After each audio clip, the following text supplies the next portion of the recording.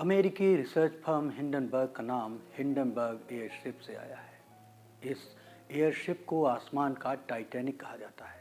तेज तूफान में फंसने के बाद यह आसमान में आग का गोला बन गया था।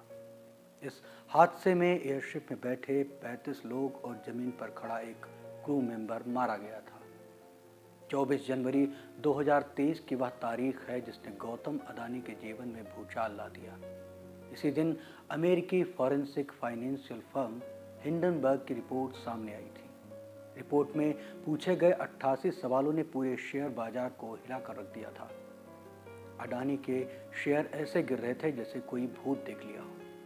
10 दिन में ही गौतम अदानी दुनिया के अमीरों की लिस्ट में तीसरे स्थान से गिरकर टॉप 20 से भी बाहर हो गए।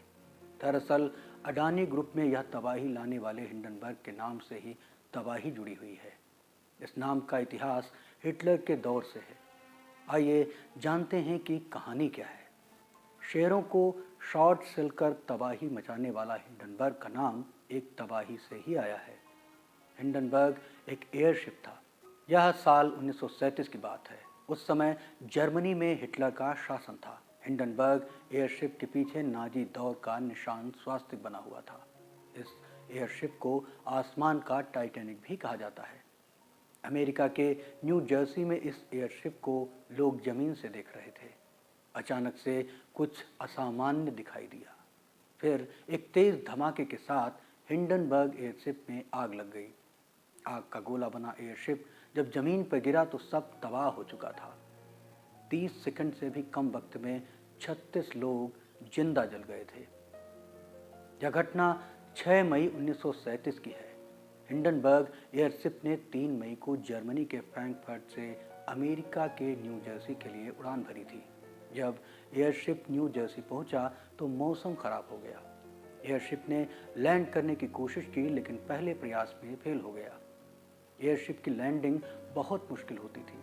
कंट्रोल रूम से कहा गया कि वह तूफान से दूर जाकर आसमान में उड़ता रहे और थोड़ी देर इंतजार करे। मौसम ठीक होने पर फिर से लैंडिंग की अनुमति मिली। एयरशिप लैंडिंग साइट की तरफ बढ़ रहा था लेकिन कुछ ही देर में हवा का रुख एयरशिप के खिलाफ होने लगा। अब 2 विकल्प थे। पहला, धीरे धीरे लैंडिंग साइट की तरफ बढ़ने की कोशिश हो, इसमें टाइम बहुत लगता, और दूसरा, एक शार्प मोड़ लेते हुए लैंडिंग साइट पर पहुंचा जाए। हिंडनबर्ग के पायलट ने दूसरा रास्ता चुना। ऐसा कहा जाता है कि इस शार्प मोड़ लेने के चलते एयरशिप के पिछले हिस्से के कुछ स्टील के तार टूट गए, जिससे एक गैस चैम्बर को नुकसान पहुंचा।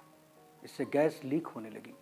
लैंडिंग साइट तक पहुंचने से कुछ दूर पहले एयरशिप का पिछला हिस्सा नीचे झुकने लगा, जबकि लैंडिंग के समय एयरशिप को बैलेंस रखना पड़ता है। बैलेंस करने के लिए पायलट ने पिछले हिस्से से 3 बार पानी गिराने का ऑर्डर दिया। साथ ही सारे क्रू मेंबर्स को एयरशिप में आगे की ओर जाने को कहा। जब एयरशिप को लैंड कराया जाता है तो कुछ रस्सियां नीचे फेंकी जाती हैं। इन रस्सियों से एयरशिप को नीचे खींचा जाता था। रस्सियों के सहारे एयरशिप को नीचे खींचा जा रहा था, लेकिन तभी एयरशिप के पिछले हिस्से में आग लग गई। शिप में काफी हाइड्रोजन गैस भरी थी, जिसने तुरंत आग पकड़ ली। एक झटके में एयरशिप आग का गोला बन गया।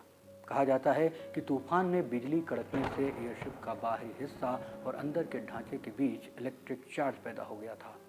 इससे आग लग गई। जब आग लगी तो कई लोग डर के चलते खिड़कियां तोड़कर कूद गए थे। इस हादसे ने 30-35 सेकंड में ही 36 लोगों की जान ले ली थी। हिंडनबर्ग हादसे ने एयरशिप इंडस्ट्री को बर्बाद कर दिया। इस हादसे से पहले हाइड्रोजन से उड़ने वाले एयरशिप काफ़ी लोकप्रिय थे। हिंडनबर्ग हादसे के बाद लोगों का इससे भरोसा उठ गया। एयरशिप बनाने वाली कंपनियां बर्बाद हो गई। इसके बाद कमर्शियल एयरप्लेन का चलन आया।